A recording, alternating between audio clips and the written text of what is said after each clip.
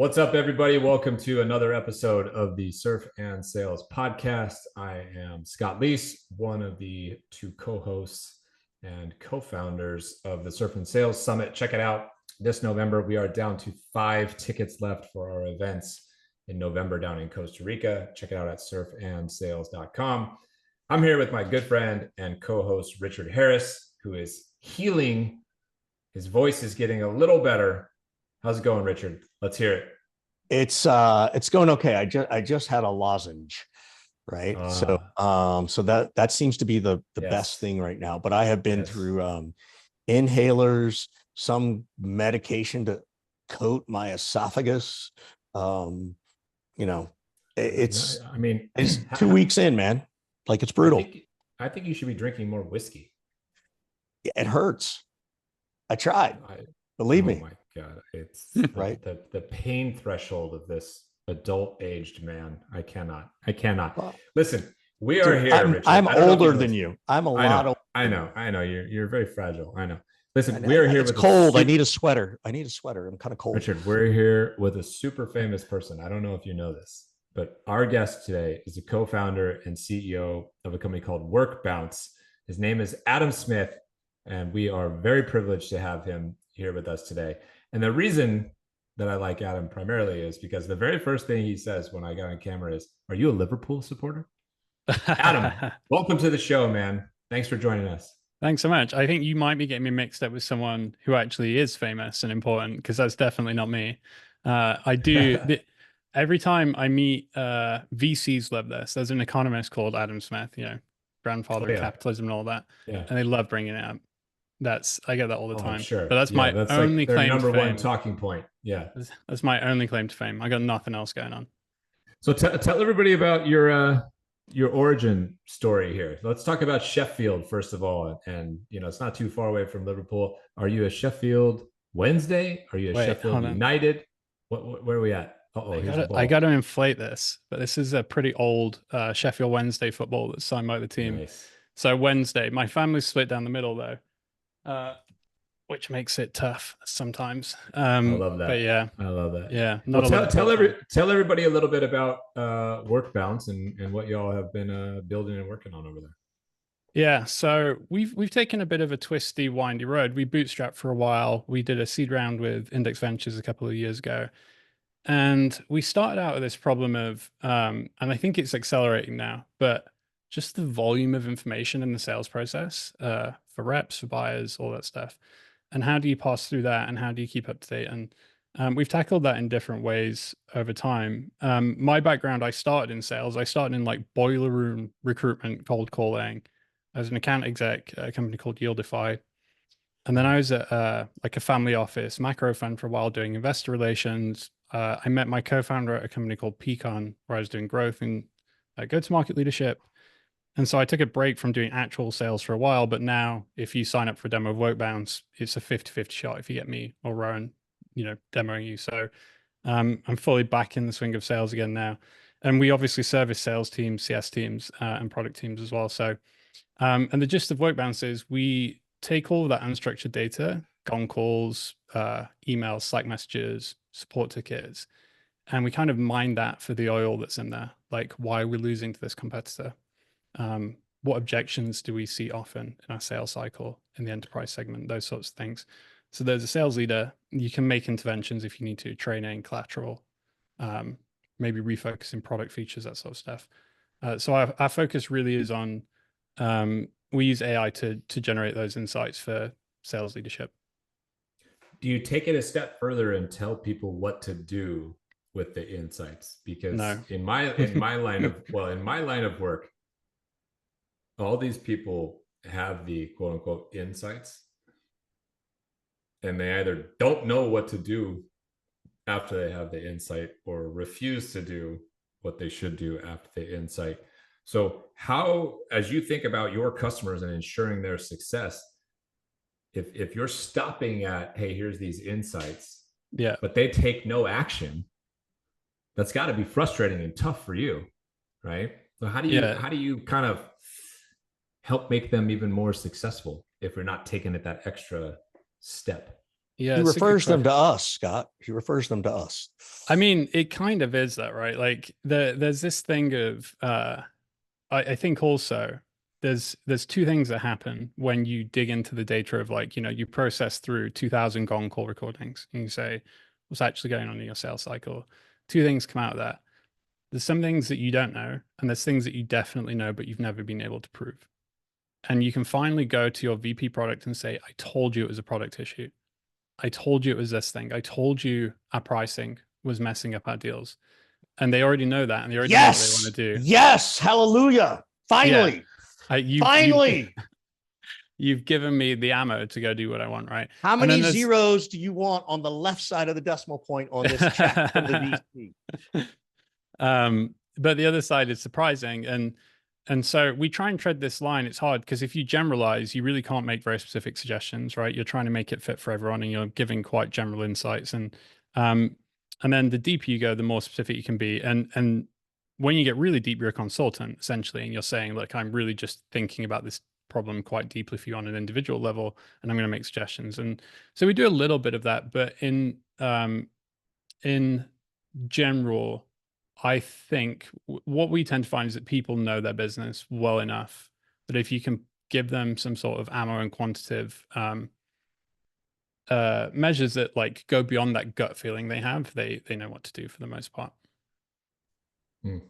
Scott, knowing what to do in it. Well, I actually believe the part that Adam said where they know what to do. Will they do it? Yeah, will they do it? That's the part that I don't believe. Yeah. They nail. Well, that's also true.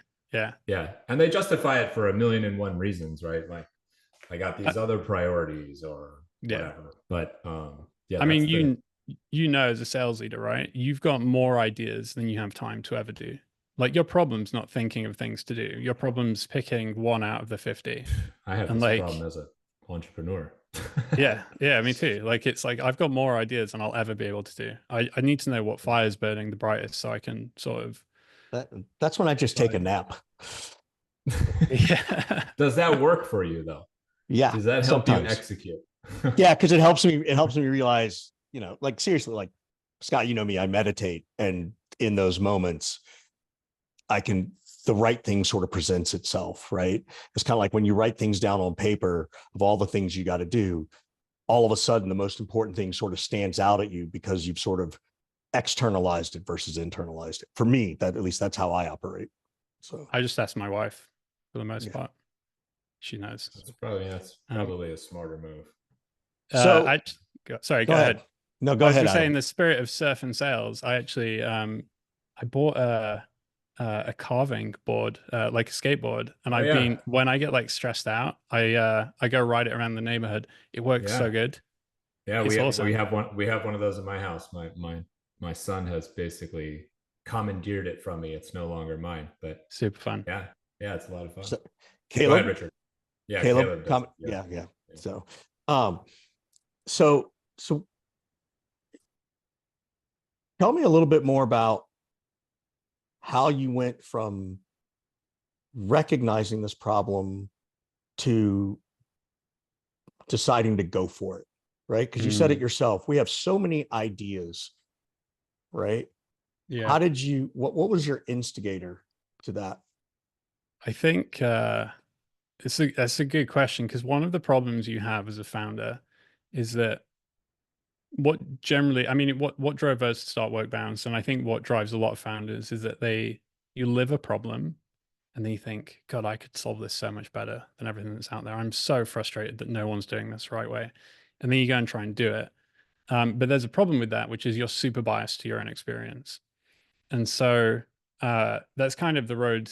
I think a lot of the journey we've been on, and to answer your question, the motivation for us was super clear. It was like, so my co-founder, Ron, and I, we met at a company called Pecan. We were both early employees. And my job, well, I didn't have a job title for 2 years, but I was kind of like special projects chief of staff to the CRO and the CMO.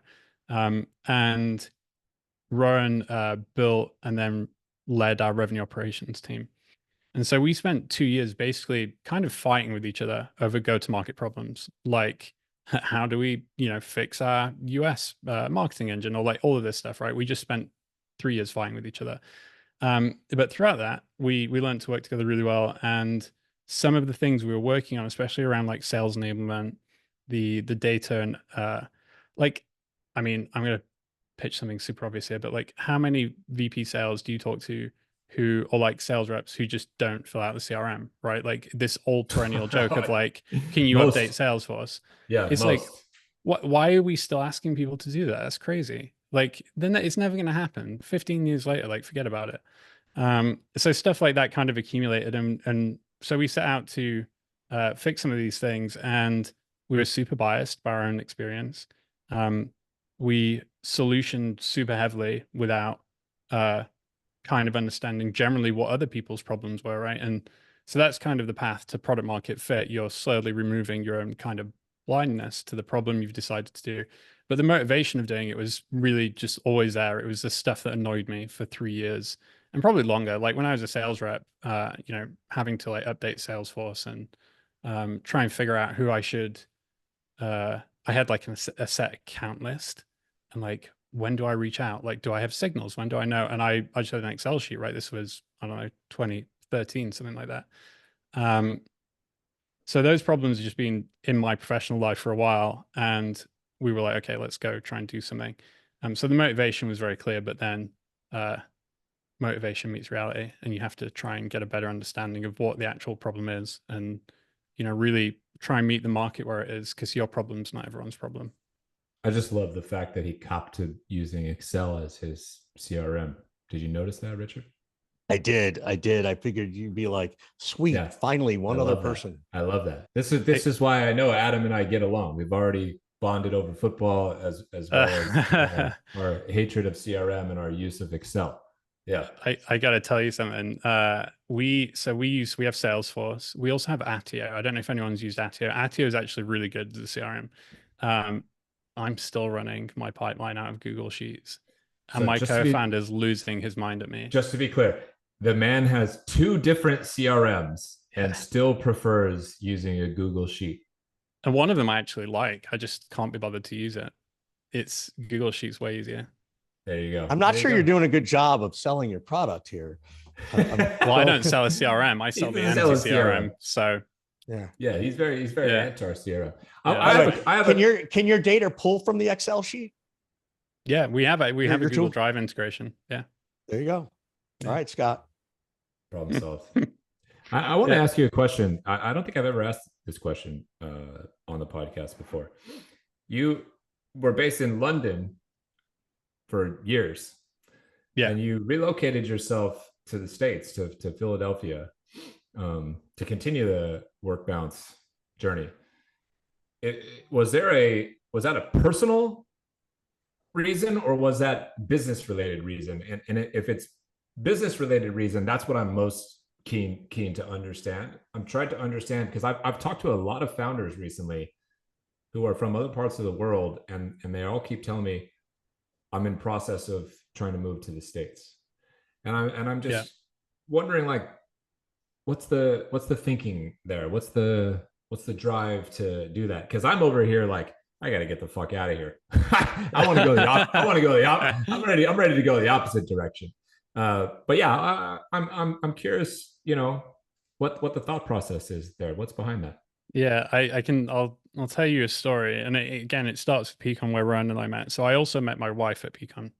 And there's a time, so Peakon did really well.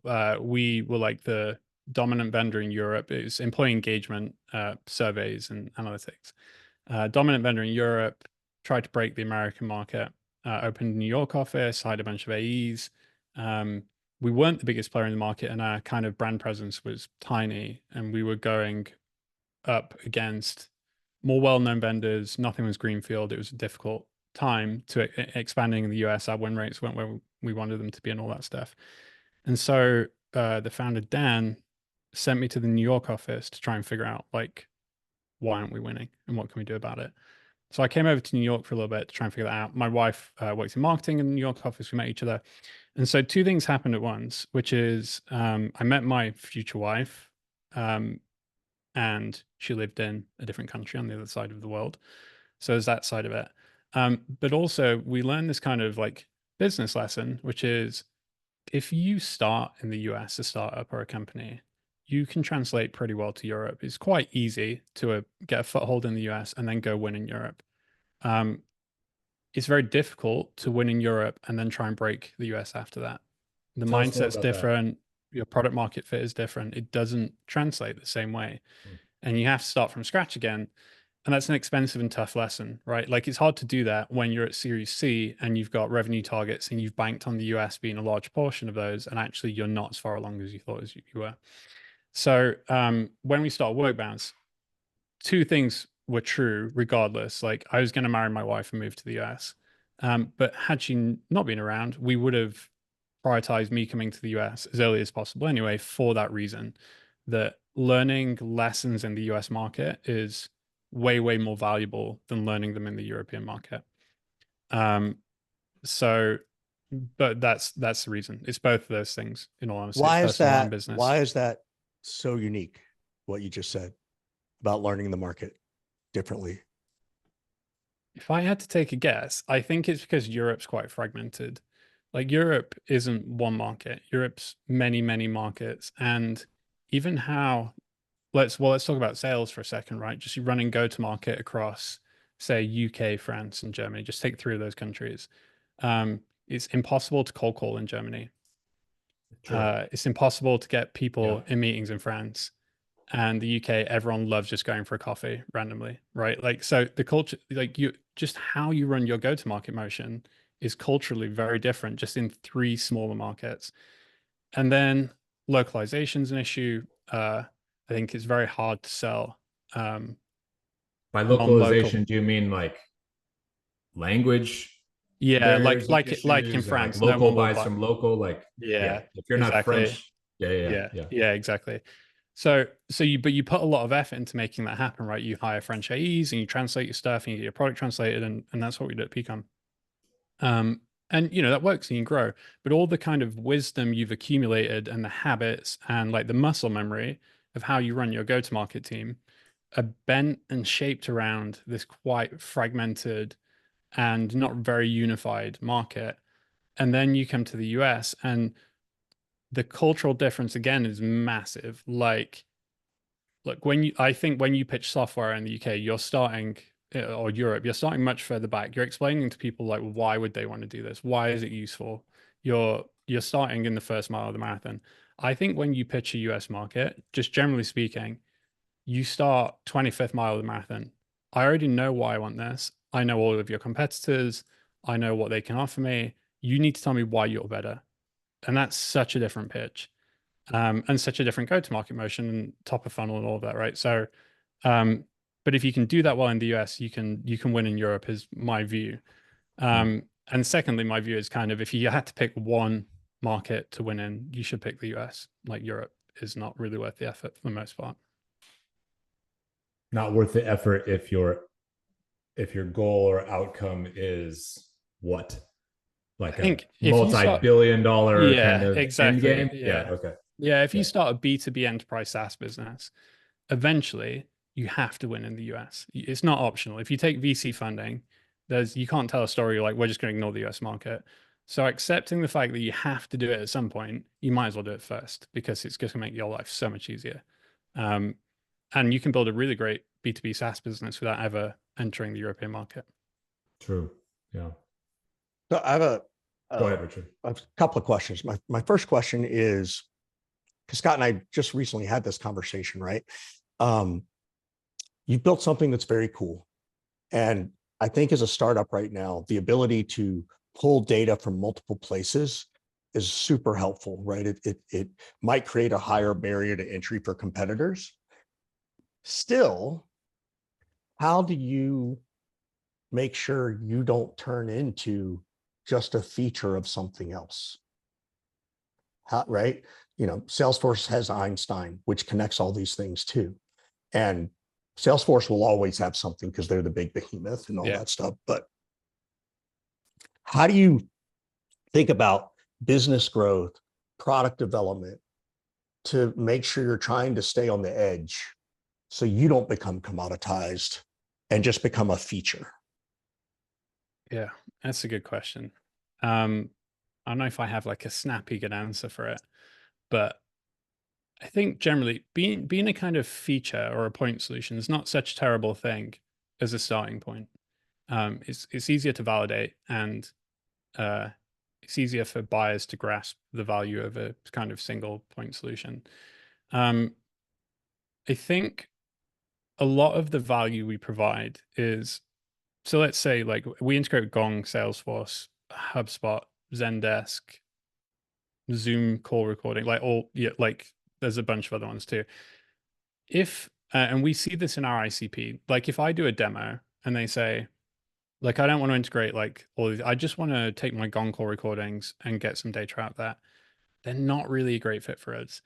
Because when you're just talking about a single data source, the amplification effect of unifying your different views of your customer lifecycle or different views of the same customer don't kind of play out so well. And when we've historically found that when we pitch people and they've got this kind of one point, I just want to do this one thing in this one system, and I want to just kind of use you guys as a shortcut for that, they're not a great fit.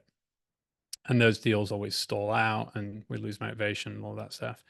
I think where we, and then I guess to answer your question is how do you avoid falling into that? And we try and be quite customer led with what we build. And that's not always been the case. Going back to my point around, you have your blinders on when you start a company. You're uber confident and you're like, I know this problem, I'm going to win, I can do this better than everyone. And you realize that your problem's not quite everyone else's problems, and you've still got quite a lot to learn about what you're actually solving for people. When we set out, that was the case, and we built a bunch of stuff and we're like, no one really wants this and they don't care. This is just really biased towards our own experience. So now we try and be more customer led, towards that kind of like product market fit, which is never done. That's just a process. It's not a destination. And so I think between those two things, it's listen to your buyers, listen to customers, try and navigate that way. Try and make sure you're not getting suckered in as like you're making up the shortfall of someone else's product. I think that's a death trap, because you're just, once they fix that hole, what's your value, right? And then we try and find these areas where value is super obvious and motivation for existing vendors is low. So Salesforce has Einstein, but Salesforce doesn't really generate most of their revenue from it. And they're this, big database. And the people who love Salesforce are finance and ops people. It's not the end users. So where's the gap with that? It's, yeah. I mean, even sales leaders don't like it. They repeat the line that finance give them, which is you got to fill out Salesforce, but they don't believe it and they don't want to do it. So we try and find those gaps too, which is what does a VP sales actually want?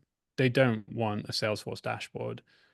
And so there's that part too. But the interesting part of that question is like everything's changing so quickly now that to use the surf and sales analogy, we're trying to surf rather than being turned over into the wave. And I think being a startup is a lot better position to be in now with AI advances a lot, orders of magnitude, cost reductions, capabilities. It's much harder for Salesforce to surf, or even say Gong to surf, right? Because they're just much bigger. It's a really interesting thing that you just said about the rate of change, the pace of change, innovation, whatever, because the startup game, for as long as I can remember it, has been you're going to be in this thing for 7 to 10 years. And if you're lucky, you have a 9-figure exit, unicorn exit, 10 figures, whatever. But it's a 7 to 10 year journey. Things are moving so fast now. It's very difficult for me to conceive of an idea or a product or a concept that does not become commoditized or obsolete prior to that 7 to 10 year historic life cycle of a startup taking place. Yeah. Am I out of my mind? Am I fear mongering, or am I onto something? I think you're right. I think there are some things that you can rely on being the same, right? And I think what they are probably, you might call them like infrastructure or utilities. So you're still going to need electricity piped to your house. You're still going to need the water to run. We're still going to need servers, right? Like all that stuff's pretty stable. That's not going away. How we use those things might change, right? But my point is with kind of B2B SaaS, I wouldn't like to set out and try and build like a CRM or like a traditional established category, because you're in for like, I think, a hell of a ride as to what's coming. It only takes one quite smart college dropout to think of a better way of doing that whole thing, and you're dead. Like, I mean, really. And so, and it's easy for them to do it. Like it's so much easier to get a product live now than it was even 2 years ago. It's easier to get distribution too, I would argue. Yeah, and distribution's easier, right? Someone who knows how to post on LinkedIn every day. Right. Yeah. I mean, Scott, or knows the right people. Like, yeah, or exactly. Knows the right people, right? Like, yeah. And so when we think of that stuff, we try and think of like what's not going to change: integrations, understanding our data better. Now, how we apply that and what the front end might look like and all that stuff, I think what our product today and what we are doing in 5 years from now will be vastly, vastly different. But we kind of design around that. Like we're not so, I mean, look at Salesforce. It's had the same UI for about 15 years, right? Like, no, they changed it about 5 years ago, but it still feels the same. Yeah. Yeah. It looks cleaner. So, yeah. How do you, if the innovation's happening so fast, right? How do you position yourself as a sales leader? How would you, if you had to go back to get a real job and you were going to be a sales leader, and innovation's happening like this, and that the average tenure is 16 months, what advice do you give to a sales leader who's trying to find their next gig? So it's a good question. I also, I'm not so sure I'm super qualified to give advice to a sales leader at this point, because it's been a long time since I ran a go-to-market team. Small startup sales is very different from a bigger team, but I do think about that sometimes. And I think what's going to become more and more important, like there are these macro wins in sales, right? So let's say things that are quite mechanistic and low thought, and this is not in any way to denigrate any part of the sales process, but things like 11x, the AI SDR, which now has voice and cold calling and all that stuff, right? I don't know if you've seen that, but basically the SDR role can be AI automated for the most part. And there are problems with those systems, and I'm not even saying they're a good idea. But if you just want to get a bunch of emails out that are somewhat personalized, you can automate that for the most part. You don't really need to hire an SDR anymore or a team of them. So there's these wins shifting through where certain parts of it are going to be automated, but what kind of gets left behind? And essentially the value that salespeople bring to the buying cycle is that, so technology we like to think of is quite ordered, right? I've got a product and it integrates with this product, and you have a use case that lines up, and you need this much kind of users and all that stuff. But when that meets reality, that's ordered in the center. It's really messy around the edges. And salespeople, the best ones, help navigate that messiness for their buyers. They do it in a way that makes a buyer feel safe. They have rapport, all that stuff. But you're really helping a buyer navigate through this messy periphery of their world. And that's not going to change, I don't think. I think the human aspect of sales is more important now than it ever was. And it's just going to keep trending that way as more and more AI spam makes it into my inbox, and more AI social content makes it into my feed. What we're really going to want is a human partner that says, I can help you sort through this shit. And so if I was thinking back to your question around what advice to give sales leaders or just salespeople, I think it's I wouldn't focus too much on like how am I going to like maximize my AI automation, all that stuff. It's like, how am I going to create actual human connections with my buyers and understand them and really understand them? Yeah. Because in a noisy market, the person with the deepest customer understanding is going to win for sure. 100%. I've been labeling it as provide human experiences, and those experiences could take the shape of anything. I could write you a handwritten letter right now and send you a Sheffield Wednesday kit that I found online, and that's like super personalized, right? It's something that an AI can't do, at least as of yet. It's also something that 99.9% of other sellers will not take the time to do. That could be a human experience. It could be a prospect dinner of 10 to 15 people. It could be a micro event like Surf and Sales. Any of these things. It could be going all the way back in time and door knocking or meeting somebody, you know, in person and getting on a plane and flying to meet people. Because without that, shit, we're going to be in a world pretty soon where it's like my voice is going to be making phone calls to Adam, and it might actually not be me. Somebody might be deep faking me. And all of our voices are all over the internet now. So we're at risk for this kind of stuff. So in order to stand out, you have to do the most opposite level of AI kind of thing, right?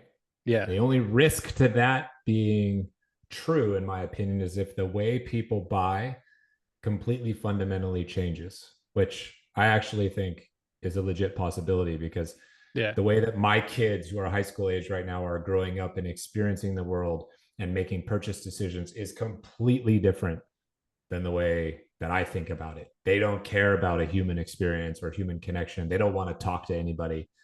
So that's a risk. So these two warring factions, I think it'll be really interesting to see how it plays out. Go ahead, Richard. Like you're about to say something. Yeah, there were two things. So one, this is a perfect segue to promote my book, The Seller's Journey, because it's all about the buyer's experience. There's no buyer's journey. So shameless plug on me. I think too that, you know, right now as a commodity purchase, humans are very comfortable with it to make a decision by themselves. As soon as you have multiple people involved in the decision-making process, that changes. So until, you know, if you've got, even if you have 2 or 3 people, probably 2 people will be easy. 3 might be easy. Once you get 4 people involved in the buying process, they're still going to need a salesperson, which then tells me bigger deals, selling mid-market, that kind of stuff is going to matter. And sorry, I do think there will be a small select group of people who, even at the SMB level, who just want to talk to humans. What I find so interesting is, you know, as consumers, as buyers, if I have to call the bank, or if I have to call Comcast, my cable provider, or my cell phone bill, I am so annoyed by not talking to a human. Press 1, press 2, press 4. Like, as a buyer, it annoys the shit out of me. However, and I think, you know, I want to talk to a human, but then in the sales world, that's what the buyer thinks they want. I don't want to talk to a salesperson. You know, and so I find that to be a very interesting place, to your point, Scott, of like, when is the buyer going to shift their mindset, right? You know, Amazon's already trained us to this, right? To just make a commodity purchase, right? It's what our kids do. But that, you know, but that commodity level is going up. Increase, yes. Yeah. Because I'll buy a $3,000 TV. I'll go online and order a car at this point. I just bought a house without talking to a single person. Yeah. So it's going up there. The difference is Adam's eyes just lit up like, what? That's psycho level. That was going to be one of my questions. Like, what's the biggest purchase you would make without talking? 1.1 million. But the difference is, the difference is how many people are involved in that decision. That's where that price starts to come down. Yeah, right? That is true. Right. So, you know, that the more it has to do with the number of decision makers coming down. Yeah. Well, I think there's a thing there, which is like, you know, when you pitch a deal, right, and whatever you're selling, there's the risk of like the financial risk for whoever's buying it. Like, what I'm talking about B2B sales, but the biggest risk for your champion or whoever's driving that purchase on the other side is the social risk, really, because it's not their money. Like, they're not losing that money. It's the social capital they expend trying to make this project work. Well, they could lose their job though. Yeah. That which is part of the social thing. I get it. Yeah, but it's like, it's that thing, you know, no one gets fired for buying whatever, right? But that social capital, and to your point, the more people get involved in that deal, the more of your own social capital you put on the line. and the kind of lower your risk threshold becomes. And the more you want that certainty of like, okay, the social wheels are being greased a little bit. Like, and I think a good salesperson, I think another thing that's happened is that historically sales were kind of gatekeepers of information, and you would have to talk to a salesperson to find out price and like, does it integrate with the thing I want? We're absolutely saturated in information now. Buyers have all the info they need. What they need is like making sense of that information. How do I know that this is the right thing? I already know everything about 5 vendors, and and what I need is a partner who's going to help me tidy up around the edges and make everyone in my team feel comfortable and make me feel confident that I didn't, because we make emotional decisions and then we rationalize them after, right? So that kind of, I think, like, I think we'd have to say that humanity is fundamentally going to change for us to say that that kind of thing isn't going to continue. And I think the thresholds will change and how we gather information will change. All of that for sure is going to happen. But I can't tell you how many times I've made emotional decisions, rationalized them later, and been right every time I made the emotional decision. Yeah. I mean, it's like, I mean, like my entire life exists that way, right? So, sorry to cut you off.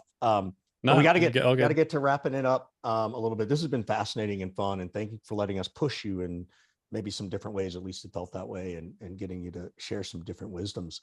What can we do for you? We always turn it over at the end to say, you got a question you want to ask us? Go for it. I do, for sure. What's always interesting to me is that you guys talk to salespeople all day, you talk to sales leaders. I do the same thing. And I would love to know, like, what do you think? We've touched on a couple of them, but what are those macro trends that you see in those conversations? Like, what's going on in the CRO VP sales mind today? Like, what are they stressing out about? What are you beyond the obvious stuff, right? Like, but like, what are you seeing when you have those conversations? Well, okay. First of all, real quick, what do you think are the obvious stuff? So I don't have enough pipeline. My pipeline takes too long to close. I've got 3 top performers carrying my whole number and 20 who can't meet their quota. Okay. Stuff that's been going on for the past 25 years. I would say now more than ever, they are completely distrusting of the founder and the company having their back, their best interest, the patience to get things going. Mm-hmm. So they are absolutely terrified of losing their job all day long, every single day, even if they're hitting their number and performing well. That's fact. I talk to heads of sales from all over the world every day. I've never seen it with like this much pessimism and this much like distrust and this much fear. Yeah. So that begets the next macro trend, which if you've been paying attention for the last 4+ years or so, we've already seen play out. But there's a massive talent drain when it comes to senior level sales leaders. Just you take a look at Richard and I, for example. Richard got out of the sales leadership game 12 years ago. Richard, how long? Yeah. 12 years ago. 12. For me, it's been 5 years, right? So I got out of the W2 kind of world October of 2019. So if we just use that as a benchmark, I can point to, I'm not even kidding, hundreds of people that were VPs of sales or directors of sales or sales leaders, CROs, whatever, who now run their own businesses. And it's a 1-person shop or a 3-person shop. They're go-to-market consultants, they're coaches, they're trainers, they run communities. They said, you know what? I don't need this anymore. I can make more money on my own and put my skills to use elsewhere, right? So that's one of the reasons actually that I think so many companies are struggling right now is the people leading those companies in go-to-market and sales are not as strong as they would otherwise be. If you inject 300, let's just make up a number, 300 top-notch sales leaders back into the market as full-time CROs, they got to go somewhere. Don't you think that those companies that acquire that talent do a little better perhaps? So that's a huge thing. Every single one that I talk to is like, how do I make my way out of this game at some point in time? And I never used to hear that pre 2000, other than from somebody like Richard, who was a massively like ahead of the curve in this particular area. So those are the two biggest things that I would say are on people's mind. Richard, you want to add any? I think those are the two biggest ones. I'm trying to think that I think the thing that they're realizing too is that they've been faking it till they make it all along, and they don't know what to do. I can't, and now they're about to be exposed, which goes back to what Scott was saying. I think that's a thing. I also think that they are accepting of irrational goals by the CEO and the board because they have a very different vested interest in the patient being the company, when in fact the patient is the customer, which I think that's what y'all have figured out, Adam. The patient is the customer, right? And getting that information. And I think a CRO, back to Scott's point, is they're afraid to say no to that goal because they don't want to lose their job, right? Yeah. Scott taught me this a long time ago, and I actually used it maybe a week or two ago with someone. Someone was asking me like to come in and do some advisory, and I gave them my thing, and they're like, well, how would you feel about, taking on a bigger piece and more money, but these are the goals, we have to hit these numbers. And I said, I can't accept that. And they said, why not? I'm like, because I don't know how you came up with that number. Where did that number come from? Yeah. Right. And Scott taught this a long time ago of like, as you start as a new VP of sales, they're going to say, here's the number and stuff like that. In a more polite way, you would say, well, how did you get to that number? How reasonable, how logical is that? Because why would a CRO or VP of sales, short of they need a job, sign up for a number for which they have no idea how it was even created? So it all goes back to this fear thing that Scott's talking about of losing their job. Yeah. And then it manifests that way in their inability or unwillingness to stand up for what they really believe in their heart of hearts. That's super interesting. I see that trend, Scott, as well, on not just sales leaders, like everybody tech exec I know. If I'm thinking through it now, of everyone who I know who's like, say, VP or whatever, in maybe the last 3 years, I would say 8 out of 10 of them are no longer operating in organizations with skin in the game. Like, hey, I've got to get this done and we're driving towards something. They're doing the fractional consulting path, which, and then the ones I do know are aspiring towards that too, because there's some, I guess, to your point, pessimism. And I think part of it is pessimism, I don't know, with the industry or whatever, but I think also just the macro conditions of the market we've had in the last couple of years. I saw this thing the other day, and I don't want to take credit for it, but I can't remember where I saw it, which is like, I think we all had some borrowed confidence between like 2015 and 2019, where the market was like booming and you could basically sell anything.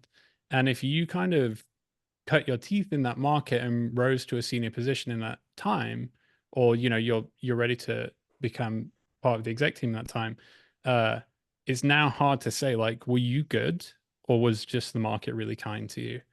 That's what Richard was kind of talking about, right? Yeah. And go ahead. Yeah, sorry, I was just gonna say, and I think you combine all those things, and to your point, Scott, where are those 300 leaders? Well, they don't think it's worth it.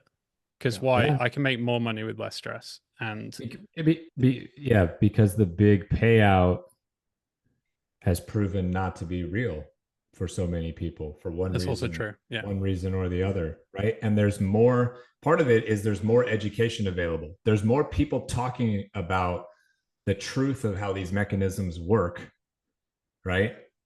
I rewind the tape 20 years and somebody says to me, Scott, you'll be a VP of sales. The company's going to sell for $1 billion. I would literally be thinking to myself, holy fucking shit, I'm going to be a multi-millionaire.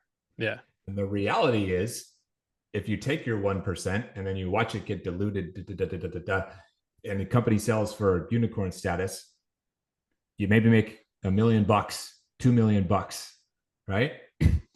And when you're 40 something years old, you're sitting around going, I just spent 4 years of my life, 5 years of my life missing all my kids' practices, birthdays, these family things. I work my ass off 10, 12 hours a day. I'm getting shit left and right, right? For a fucking $1 million payout? Come on, man. And it's going to get taxed. That facade, you're only going to get gone. 600 of it. I'm just saying that facade, that dream that we all been sold, that bubble has burst because everybody now is more aware of the truth of all these things. So the goal for the career path goal is no longer, get in early, grow, move into leadership, become an executive, get these big exits right off into the sunset. It's all of those first things, become an executive, do really well, bounce and do my own thing, 3x my income, and have freedom and flexibility to do what I want, when I want, with whom I want, and report to nobody. And I don't care if you're a VP of sales or a fractional CFO or whatever. That dream has changed, in my opinion, in the last few years. And the macro trend of it is trending the wrong direction. If you're looking to hire senior level executives, it's easier than it's ever been and only getting easier to find ways to earn that don't require working for a big company and doing that anymore. And that's a challenge. That's a challenge. It's not that there's no value in doing those things. I'm just saying that's a challenge to attract that kind of talent. I'm going to give you one more thing that I think the CROs are freaking out about right now. And this is at a very micro level, is that they have spent all of this year, to your point, on borrowed time. I call it smoke and hopium, thinking that, if I fill the pipeline with more prospecting in 2024, I'll get more revenue. And I've talked to so many leaders, and I've literally argued with clients, and I'm like, okay, I'll do prospecting training. And I keep reminding them that all you do when you do that is you're accelerating the suck. That's all you're doing. Because what they should be doing is focusing on the conversion of what is in the pipeline. And then the flip side of that is stop thinking of them as two separate things. It's not going to be one or the other. It's both. And years ago it was, well, if we focus on prospecting, then we'll come back and focus on sales training. No, you have to do both at the same time now. You have to run them in parallel. That's the challenge that I see, that I think CROs are trying to figure out how to solve that problem of revenue. They don't know how. Their founders are telling them there's no budget to do this, but go do it anyway, and use the concept of the beatings will continue until morale improves. That's what we're in right now. So in 2024. So, but God, we really got to wrap. Holy cow. This has flown by. Adam, thank you. Thanks for asking some very cool questions to us too. Where can people get a hold of you? How can they get a hold of Adam Smith?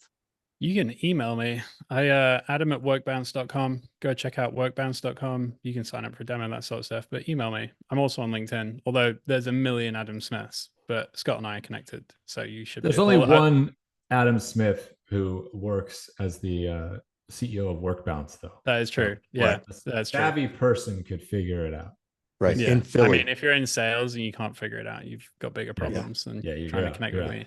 So it's been a lot of fun, man. Appreciate this has been great, Adam. Thank you. Conversation. Thank you both so much. Let us know how we can help you. All right, man. Take care. Thank you. We'll see you all next time on the Surf and Sales Podcast.